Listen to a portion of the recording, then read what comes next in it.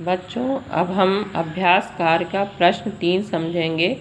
प्रश्न 3 है, इन शब्दों में से मूल शब्द और प्रत्यय अलग अलग करके लिखिए। तो पहला शब्द है खिलौना। खिलौना में खिल धातु है और औना प्रत्यय है। मिलावट शब्द में मिल धातु है और आवट प्रत्यय है। चटनी शब्द में चट धातु है और नी प्रत्यय है। घटिया शब्द में घट मूल धातु है और या प्रत्यय है। घुमक्कड़ शब्द में घूम धातु है, घूमना शब्द होता है, घूम धातु और अक्कड़ प्रत्यय है। रसोइया में रसोई शब्द है और या प्रत्यय जोड़कर ये शब्द बना है। रंगीला में रंग शब्द है और इला प्रत्यय जोड़कर ये शब्द बना है। ऊंट शब्द ऊंटनी शब्द है और इसमें ऊंट है और नी प्रत्यय जोड़कर ऊंटनी शब्द बना है। यानी स्त्रीलिंग शब्दों को बनाने के लिए भी प्रत्यय जोड़ना पड़ता है। अब प्रश्न 4 समझ लेते हैं। प्रश्न 4 है, कोष्ठक में लिखे शब्दों में सही प्रत्यय लगाकर रिक्त स्थानों की पूर्ति करिए। वाक्य है, 2 किलोमीटर पैदल चलने पर बहुत डैश आ गई और ब्रैकेट में शब्द दिया हुआ है थक। थक धातु मूल धातु है, तो थक से शब्द अगर हम सोचें क्या, वाक्य के अनुसार 2 किलोमीटर पैदल चलने पर थकान आ गई। दूसरा वाक्य है, जंगल में अंधेरा होते ही मुझे डैश होने लगी। ब्रैकेट में शब्द दिया है घबरा।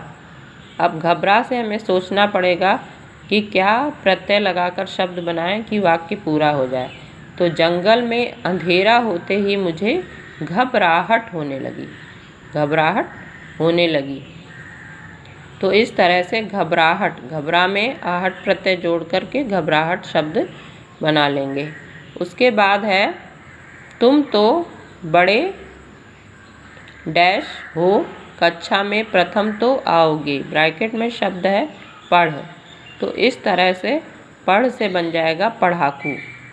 तो तुम तो बड़े पढ़ाकू हो, कक्षा में प्रथम तो आओगे ही।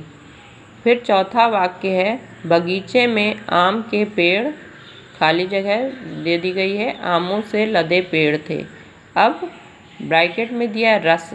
रस शब्द से हमने जो है प्रत्यय युक्त शब्द बना है, तो यहाँ पर आ जाएगा, बगीचे में आम के पेड़ रसीले, रस युक्त, रसीले मतलब रस युक्त, रसीले आमों से लदे पेड़ थे। और 5वां वाक्य है, मेरे मामा जी एक प्रसिद्ध, खाली जगह है और ब्रैकेट में दी है क्रिया गा। गा का मतलब गाना। और अगर इससे हम शब्द बनाएं जो यहाँ पर सही प्रयुक्त होगा, तो मेरे मामा जी एक प्रसिद्ध गायक हैं। तो बच्चों, इस तरह से आप लोग इन ब्रैकेट में कोष्ठक में दिए गए शब्दों के आधार पर जो है उचित शब्द का प्रयोग करके इन रिक्त स्थानों को पूर्ण करिए और इसको अपनी उत्तर पुस्तिका में भी लिख लीजिएगा। धन्यवाद।